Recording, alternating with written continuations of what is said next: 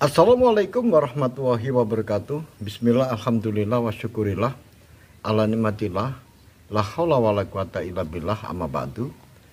Pemirsa dimanapun Anda berada, ketemu kembali dengan Gilamu Putro.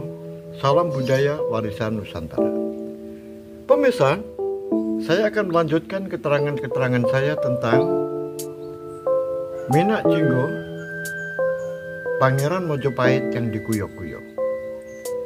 Pemirsa, di kesempatan yang lalu dijelaskan bahwa pejabat senior Mojopahit, yaitu Sang Arya Mandalika Laksamana Nala, yang sudah bertugas berkeliling Nusantara, jabatannya sebagai Mantri Waredo Mantri Monco Nagari, tentunya berlayar dari ujung ke ujung Nusantara, tetapi lebih banyak Empu Nala ini untuk menyelesaikan tugas-tugas yang ada di Dharmasraya, Sijunjung, Sumatera. Karena di sana banyak kejadian-kejadian, terutama di Selat Malaka. Oleh sebab itu, Empu Nala banyak bertugas di bagian barat. Kemudian juga sudah hadir, yaitu Waredo Mantri, jabatannya sebagai Waredo Mantri yang memiliki keahlian dalam bidang pemerintahan, yang baru-baru ini ditugaskan untuk menata pemerintahan yang ada di Dombo. Sekarang sudah kembali ke Mojopahit. Dan dua orang pejabat ini akan menghadap Prabu Hayam Wuruk untuk memberikan laporan-laporan dan temuan-temuan yang butuh penyelesaian dan butuh kebijaksanaan agar permasalahan-permasalahan yang ada di wilayah Nusantara bisa segera diatasi. Pemirsa dimanapun Anda berada, Prabu Hayam Wuruk sudah menyapa dua pejabat itu. Oleh sebab itu, Prabu Hayam Wuruk mempersilahkan kepada Empu Nala untuk memberikan laporan. Silakan Paman untuk memberikan laporan. Temuan-temuan apa saja yang pernah ditemukan Paman di wilayah-wilayah ketika Paman bertugas. Hamba Paduka, terima kasih. Saya akan melaporkan. Ternyata banyak permasalahan-permasalahan yang dihadapi Mojopahit karena wilayahnya begitu luas. Oleh sebab itu, permasalahan-permasalahan itu dari ujung ke ujung, terutama di wilayah barat, sungguh permasalahan-permasalahan itu banyak. Oleh sebab itu, Prabu, saya akan melaporkan di wilayah barat banyak sekali raja-raja bawahan antara satu dengan yang lain. Mereka akan melakukan saling serang menyerang. Mereka bersetegang untuk berperang. Nah, permasalahannya adalah seperti temuan yang saya lakukan di Sijunjung, di wilayah pesisir, di mana di sana ada kapal besar, kemudian melakukan perampokan-perampokan di wilayah pesisir, wilayah Sijunjung di pesisir bagian barat. Sungguh aneh perampokan ini yang membawa kapal besar dengan awak kapal antara 300 sampai 500. Kemudian awak kapal yang aku lihat ternyata mereka memiliki gerakan-gerakan yang gesit. Orang-orang yang terlatih. Sepertinya dia adalah prajurit-prajurit dari sebuah kesatuan. Mereka mengaku berasal dari Tumasik. Sehingga antara si Junjung dengan Tumasik terjadi kesalahpahaman, terjadi ketegangan. Kemudian ketika saya melakukan perjalanan menuju ke Tumasik, kebetulan menemukan hal yang sama.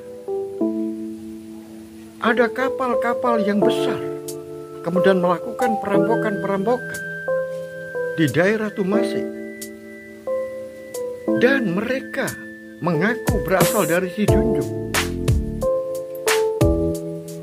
Nah, dengan demikian, rupa-rupanya ada upaya orang-orang tertentu yang ingin mengadu domba antara raja satu dengan raja yang lain. Dengan sendirinya antara Tumasik dengan si Junjung terjadi ketegangan. Terus upayanya paman bagaimana menemui hal seperti itu? Ampun Gusti Prabu, terima kasih. Di dalam temuan ini akhirnya saya segera mengirimkan utusan. Karena saat itu saya ada di Tumasik, maka saya mengirimkan utusan menuju ke si Junjung, memberikan kabar bahwa di Tumasik juga ada perampokan-perampokan yang mengatasnamakan si Junjung. Dan saya juga mengirimkan utusan untuk menemui pemimpin-pemimpin yang ada di Tumasik, yang mana memberikan kabar kalau di si Junjung juga ada perampokan-perampokan yang mengatasnamakan Tumasik. Oleh sebab itu, mereka saya sadarkan jangan terprovokasi, karena ini adalah ulah seseorang untuk mengadu domba antara si Junjung dengan Tumasik, agar Tumasik dengan si Junjung terjadi perang. Itu adalah temuan yang mana itu tidak hanya di Tumasik dan si Junjung, demikian pula di Dharmasraya.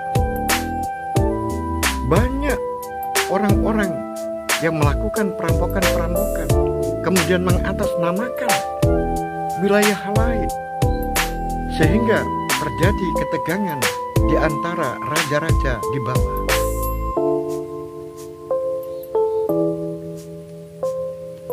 Apakah masih ada lagi, Paman, tentang masalah yang lain? Oh, masih ada, Gusti Prabu. Ada sebuah tempat yang mana saya berlayar di tempat itu. Ada seseorang yang membeli pasir. Pasir-pasir itu dibelinya, yang mana pasir yang dibeli oleh orang itu dibawa keluar. Yang membeli pasir tidak diketahui, tapi yang jelas pasir-pasir itu dibawa ke Tumasik. Kemudian yang menjadi heran adalah mengapa membeli pasir? Pasir itu mengandung apa? Memiliki kandungan apa? Sehingga orang-orang itu membeli pasir yang tidak ada henti-hentinya. Itu berada di sebuah pulau yang dekat dengan Pulau Bintan, yaitu Pulau Palimbangan. Di pulau ini menghasilkan pasir, di mana pasirnya berwarna putih. Kemudian Gajah Enggon menyela, apakah itu emas? Oh tidak, Paman. Kalau itu emas, saya paham. Karena saya pernah menemukan penambangan emas seperti ini, itu ada di Pulau Halmahera. Orang-orang yang ada di Halmahera di dalam mengolah temuan emas, yaitu kemudian bagaimana cara memisahkan antara unsur emasnya dengan batu dan tanahnya, itu saya paham. Tetapi ini tidak. Oleh sebab itu, ini adalah sebuah temuan baru. Kemudian Prabu Hayam Wuruk menyela. Kemudian apa rencana dari Paman Laksamana Nala terhadap temuan ini? Aku berpikir pada seseorang.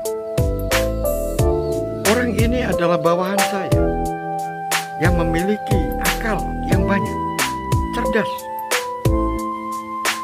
bisa mengatasi berbagai macam persoalan. Karena saya sudah mengenalnya di berbagai macam pertempuran. Dia adalah Senopati Noropadyo. Oleh sebab itu, kalau Gusti Prabu berkenan, maka saya ingin membawa Senopati Noropadyo untuk pergi ke pulau yang menghasilkan pasir, yang mana pasir-pasir itu biar diselidiki oleh Senopati Noropadyo. Apa kandungan-kandungan yang ada di dalam pasir itu? Oh begitu ya. Begitulah Gusti Prabu. Apakah masih ada lagi? Nah, kalau tidak ada, aku ingin bertanya, apa alasan yang mendasari Paman Laksamana Empu Nolo untuk membawa Senopati Noropadyo menuju ke pulau itu, yaitu Pulau Bintan dan sekitarnya? Apakah ada alasan yang mendasarinya? Apakah Senopati memiliki keahlian di dalam bidang pertambangan? Karena sepengetahuan Paman, dia adalah seorang senopati yang ahli dalam bidang perang. Begitulah Gusti Prabu. Memang saya belum tahu benar keahlian senopati dalam bidang itu, yaitu dalam bidang pasir ini, dalam bidang pertambangan.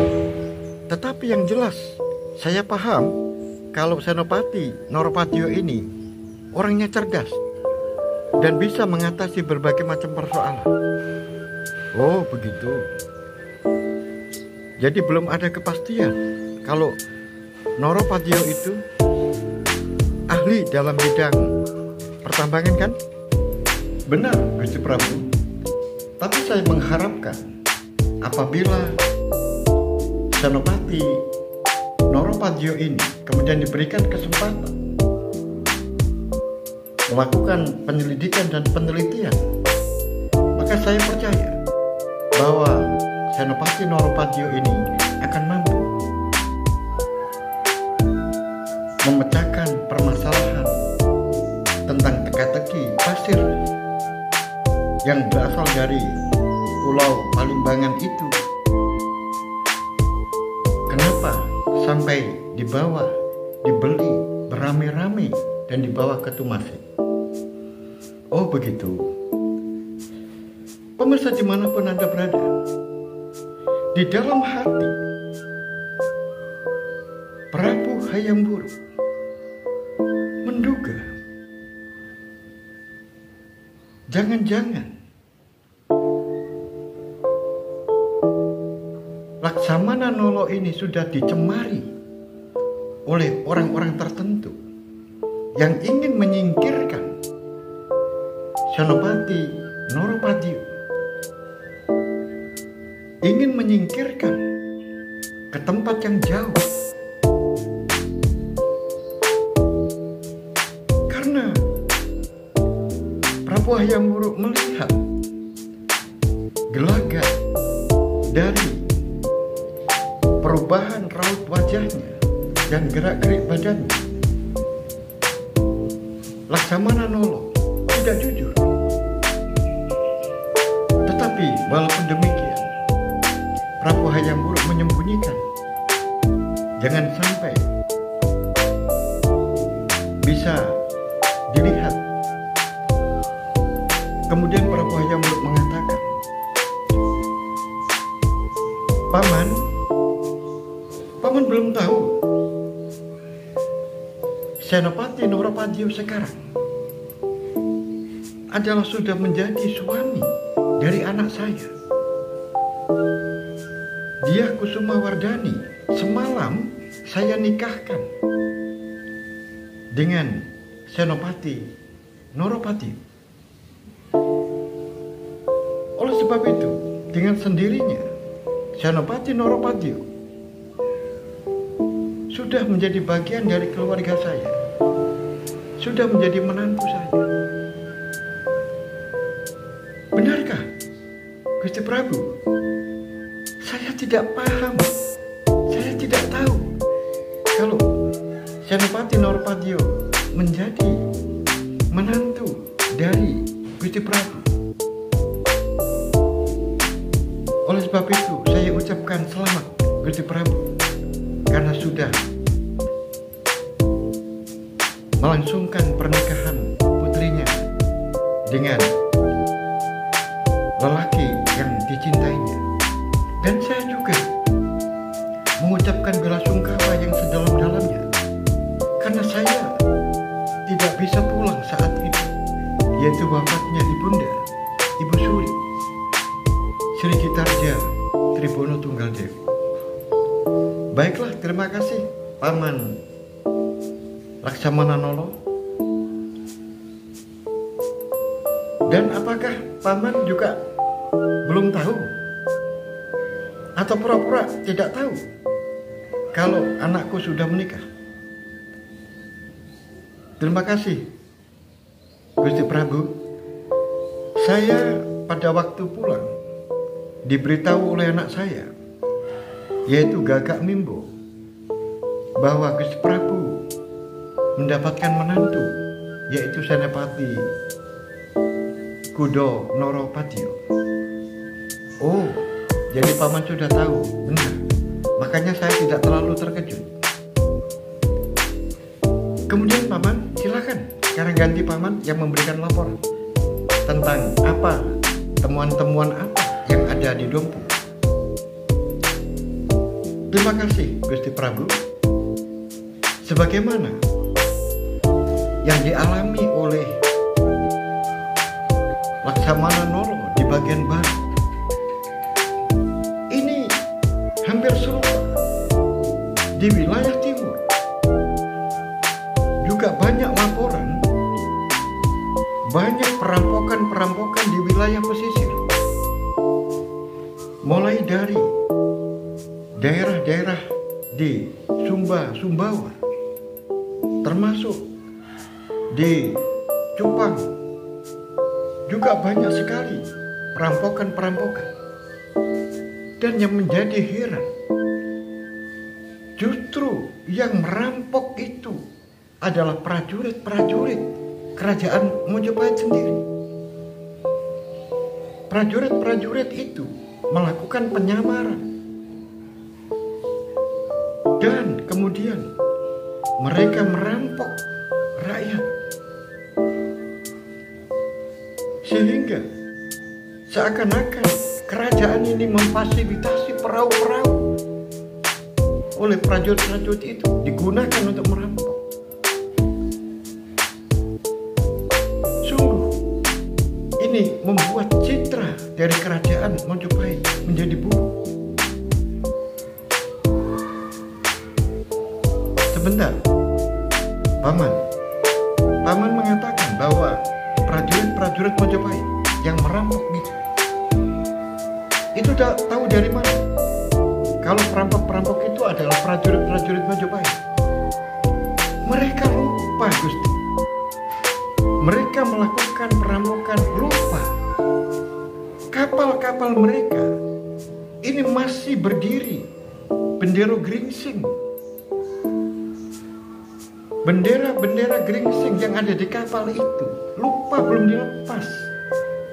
Sehingga diketahui bahwa kapal-kapal itu adalah miliknya prajurit Majapahit. Oh, terus apa lagi? Gusti, sungguh permasalahan ini sangat banyak dan pelik. Di wilayah-wilayah timur banyak terjadi paceklik. Banyak orang-orang yang kelaparan.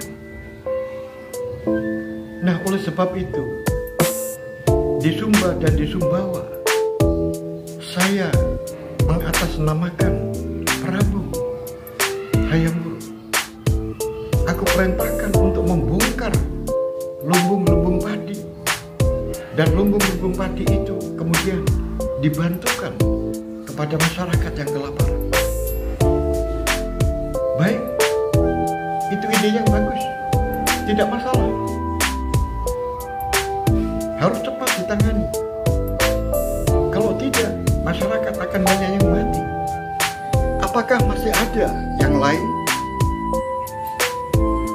Mohon ampun, Gusti Prabu, saya kira sementara ini cukup. Tetapi raja-raja bawahan di Mojopahit bagian timur, di dalam acara penghadapan nanti beberapa bulan ke depan, mereka semuanya berjanji tidak akan mewakilkan, tetapi raja-raja mereka langsung datang dan minta petunjuk di dalam memecahkan berbagai permasalahan yang ada di Mojopahit belahan timur. Baiklah, terima kasih kalau begitu. Paman Patih, apakah masih ada yang perlu ditanyakan? Terima kasih, Gusti Prabu. Ada sedikit yang perlu saya perjelas. Aku tujukan kepada Rai Mas Laksamanano. Setelah mengetahui perampokan-perampokan yang seperti itu, tadi belum dijelaskan siapa yang melakukan itu semuanya. Apakah itu merupakan olah orang-orang lokal, atau memang ada pihak-pihak asing yang ada di belakang mereka? Terima kasih, Paman Patih, dan mohon izin untuk menjelaskan, Gusti Prabu. Silakan, Paman. Setelah peristiwa yang ada di Tumasi, perampokan-perampokan itu, kemudian aku melakukan pengejaran. Ternyata mereka banyak bersembunyi di Kepulauan Riau. Di sana banyak pulau-pulau kecil. Ternyata mereka itu bersembunyi di pulau-pulau itu. Dan benar yang disampaikan oleh Paman, ternyata ada kekuatan asing yang menyokong dan mensupport bahwa di samping kekuatan lokal, ini ada kekuatan asing, karena di sana ada bendera-bendera dari orang-orang Tartar. Oleh sebab itu, benar yang disampaikan oleh Paman Mantri Mukia Gajah Anggur, bahwa ada pihak asing yang terlibat, yaitu orang-orang Tartar. Laksamanano rupa-rupanya ingin menanyakan sesuatu kepada Gusti Prabu. Mohon ampun, Gusti Prabu, izinkan saya untuk menanyakan sesuatu agar tidak menjadi beban di dalam diri saya. Oh, silakan Paman. Bertanya apa? Dengan Raden Noropadio yang sudah menjadi suami dari Diah Kusuma Wardani, apakah Gusti Prabu berencana untuk menyerahkan kekuasaan itu nantinya kepada Raden Noropatio? Terima kasih, Paman, atas pertanyaan itu. Aku sudah sering mengatakan bahwa kemungkinan itu banyak. Tetapi semua kemungkinan itu yang pasti tidak akan saya berikan kepada orang yang tangannya seperti penari. Tidak saya berikan pada orang-orang yang berwatak cengeng. Karena Mojopahit, Paman sendiri sudah menyaksikan, butuh orang yang kuat, butuh orang yang otot kawat balung besi. Nah, kalau nantinya apakah akan saya berikan kepada Noropatio, menantu saya? Bisa jadi karena saya melihat menantuku ini orangnya juga cakep, perawakannya bagus, dan memiliki ketangkasan seperti yang disampaikan oleh Paman. Paman sendiri sudah menyaksikan di beberapa peperangan. Dia termasuk senopati yang memiliki pilih tanding di dalam pertempuran.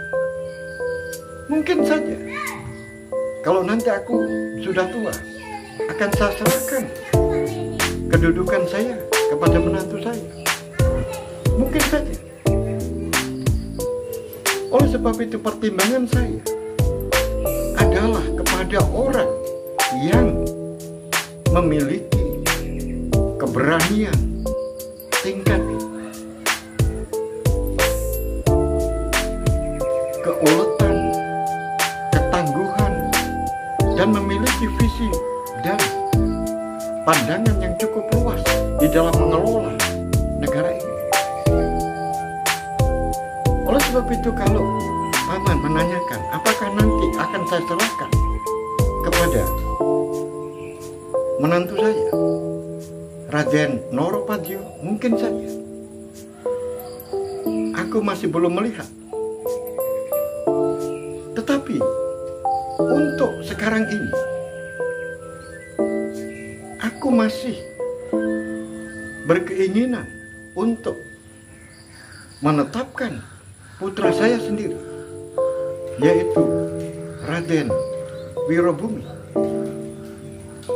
atau Raden Aji Notorojo sebagai Kumororojo, sebagai putra mahkota yang saya gadang-gadang untuk menggantikan saya sebagai raja. Oh, terima kasih Gusti Prabu keterangannya. Jadi jelasnya adalah Kumororojo akan Gusti berikan kepada Raden Wirobumi atau Aji Notorojo. Kemudian apakah masih ada ganjalan di dalam hati Paman Laksamana Nolo kalau aku akan menetapkan Kumororojo itu kepada Priwirabumi? Terima kasih Gusti Prabu. Saya berpandangan sama dengan Gusti Prabu. Untuk mengelola kerajaan Mojopahit ini dibutuhkan orang yang sungguh-sungguh, dibutuhkan orang yang kuat, dibutuhkan orang yang tidak jemu-jemu di dalam memikirkan betapa rentangnya permasalahan yang ada di Mojopahit ini. Oleh sebab itu, aku sangat setuju dan aku mendukung Gusti Prabu apabila Gusti Prabu menetapkan Raden Wirobumi sebagai Kumororojo atau Pangeran Pati. Terima kasih Paman atas dukungannya. Kemudian bagaimana dengan Paman Empu Tanding? Terima kasih. Bagaimana kalau saya punya pandangan yang agak berbeda dengan Prabu? Mojopahit ini pernah dipimpin oleh raja wanita, yaitu ibu dari Prabu, Sri Gitarja Tribono Tunggaldewi, dan bersama dengan saudaranya, yaitu Dyahwiyat Rojodewi. Apakah tidak sebaiknya apabila Kumororojo itu tetap diberikan kepada Kusumawardhani? Kemudian diberikan sebuah ketetapan apabila nanti Kusumawardhani diangkat menjadi raja, maka Kusumawardhani tidak boleh mewakilkan kepada siapapun, termasuk kepada suaminya, yaitu Raden Noropati. Karena banyak pihak akan menanyakan apabila dia Kusumawardhani, putra Prabu yang lahir dari Gusti Permaisuri, kemudian tidak diangkat menjadi Kumororojo. Oleh sebab itu, menurut pendapat saya, Kumororojo itu sebaiknya akan tetap dijatuhkan kepada Dyah Kusumawardhani sebagai orang yang paling berhak. Baiklah, terima kasih Paman atas pandangannya. Semuanya itu masih bisa mungkin. Kemungkinan-kemungkinan itu masih bisa. Tetapi perlu diketahui oleh Paman bahwa aku sekarang ini masih sehat. Aku sekarang ini masih bisa bekerja. Bahkan aku berlari, mengitari alun-alun Bubat, masih kuat. Aku belum lumpuh.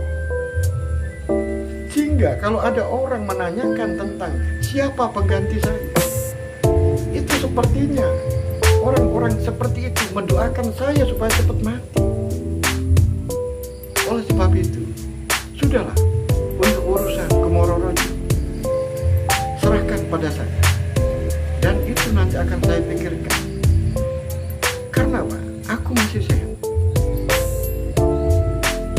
Baiklah, kalau tidak ada yang perlu dibahas lagi, kalau ada silakan. Tetapi kalau tidak ada, rapat ini, pertemuan ini kita akhiri. Dan saya ucapkan banyak terima kasih kehadiran Paman Laksamana Nolo dan kehadiran Paman Waridoro Mantri Empu Tanding. Pemirsa dimanapun Anda berada, demikianlah pertemuan antara para pejabat tinggi di Kerajaan Majapahit. Bagaimanakah kelanjutan dari cerita ini? Apakah yang dikatakan oleh Empu Tanding ini merupakan titipan dari orang lain? Demikian juga apa yang disampaikan oleh Laksamana Nolo juga merupakan titipan-titipan dari orang lain. Karena diketahui sebelumnya adik dari Prabu Hayam Wuruk, yaitu Dyah Nirtaja, menghubungi dua pejabat ini, dan mereka mendapatkan pengaruh dari Dyah Nirtaja untuk hal-hal yang berkaitan dengan Kumororojo dan hal-hal yang berkaitan dengan Kusumawardhani. Oleh sebab itu, pemirsa dimanapun Anda berada, Bagaimanakah kelanjutan cerita ini? Maka ikuti hingga sampai akhir cerita. Sampai di sini akhirul kalam. Billahi taufiq wal hidayah, wa ridha wal inayah. Assalamualaikum warahmatullahi wabarakatuh. Salam budaya warisan Nusantara.